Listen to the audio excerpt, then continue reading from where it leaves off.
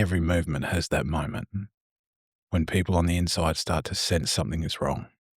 Not publicly, not in sermons, not in the official announcements, but quietly, in the conversations after meetings that suddenly go silent when someone walks in the tense phone calls between pastors that last longer than they should, in the rumours that start spreading through the assemblies like smoke.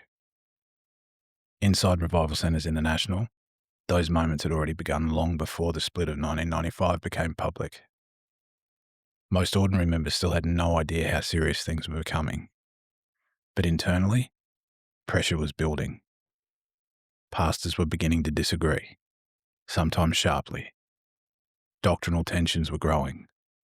And behind closed doors, relationships inside senior ministry were starting to fracture.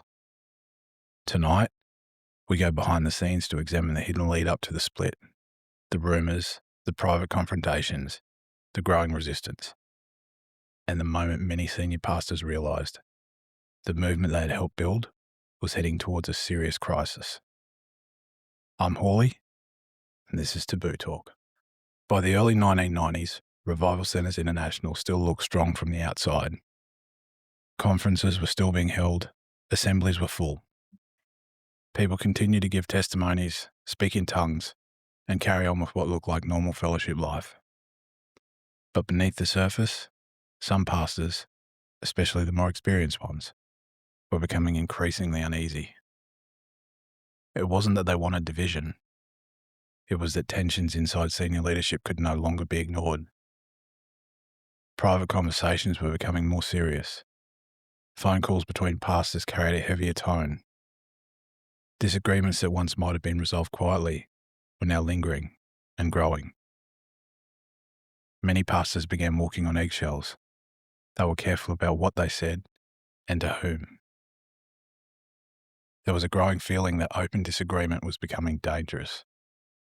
Years later, John Coolman would reflect that many pastors were actively trying to avoid confrontation altogether. That single observation tells you everything about the atmosphere that was developing. When senior leaders start avoiding honest conversation, it usually means the pressure behind the scenes has already become intense.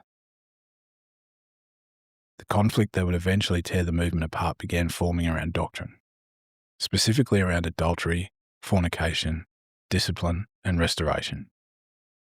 A new, much harder position was beginning to take hold inside the Melbourne leadership under Lloyd Longfield.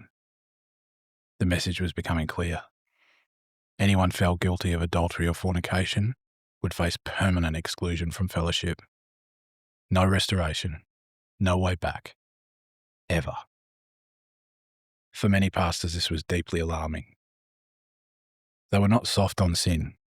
Most were very strict, but they believed the scriptures still allowed for genuine repentance and eventual restoration. They pointed to clear examples, like the man in 1 Corinthians 5 who was put out for serious immorality and later welcomed back in 2 Corinthians 2. The issue quickly became much bigger than one moral failure. It raised deeper questions. Who has the right to decide doctrine for the entire movement? Can senior pastors question it? And what happens when they do? These were dangerous questions inside a movement built on strong central oversight. As the new doctrine began to spread, pastors across Australia started talking about it privately. Some supported the harder line. Others strongly opposed it. Many simply hoped the whole situation would blow over before it became public. But the pressure was increasing rapidly. According to the accounts, pastors were being pushed to make decisions quickly, often before they had properly studied the scriptures or considered the long-term consequences. The urgency was telling. When leadership demands fast compliance instead of careful consideration, it reveals a shift from persuasion to control. Inside RCI, loyalty was starting to matter more than truth. Questions were becoming uncomfortable. Silence was becoming safer. Most ordinary members still had no idea how serious things were becoming. But for those inside leadership, the atmosphere had changed. Then came the phone call that became a major turning point. According to John Coolman's detailed account, he was sitting at his breakfast table one Wednesday morning when Lloyd Longfield rang. At first, the conversation seemed routine. Then Lloyd raised concerns about pastors in North London, specifically Pastor Ray Ledger and others. Lloyd wanted them stood down. Coleman disagreed. He believed the punishment was disproportionate and unfair. What followed was a heated exchange. Lloyd became angry. He shouted down the phone. According to Coleman, the message came through loud and clear. Sack them, or else. That phone call marked the moment the conflict stopped being theoretical. Senior leaders were now openly confronting one another. Coleman refused to comply. He stood his ground. And that decision would set in motion a chain of events that would eventually split the movement. After that call, everything escalated quickly. Emergency meetings were organised. Pastors were flown interstate. Ultimatums were delivered. Coleman began speaking more openly about a deeper problem, the increasing centralisation of power in Melbourne. He described the entire fellowship as turning into a one-man show. The new morals doctrine had become the flashpoint, but the real issue was authority. Who really ran the movement? Could senior pastors question the direction? Or was total obedience now required? Many pastors, especially in South Australia, Western Australia, New South Wales, and Queensland, began aligning with Coleman's position. The unity that had held the movement together for decades was beginning to fracture. By this stage, the cracks could no longer be completely hidden. Rumours were spreading through the assemblies.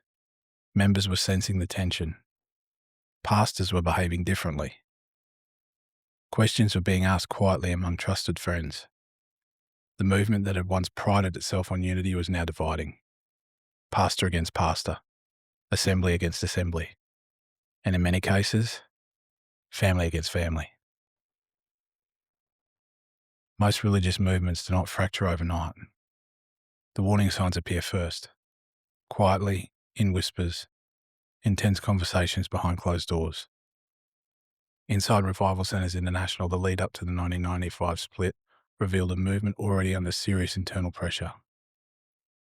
Pastors were dividing. Doctrinal conflict was escalating.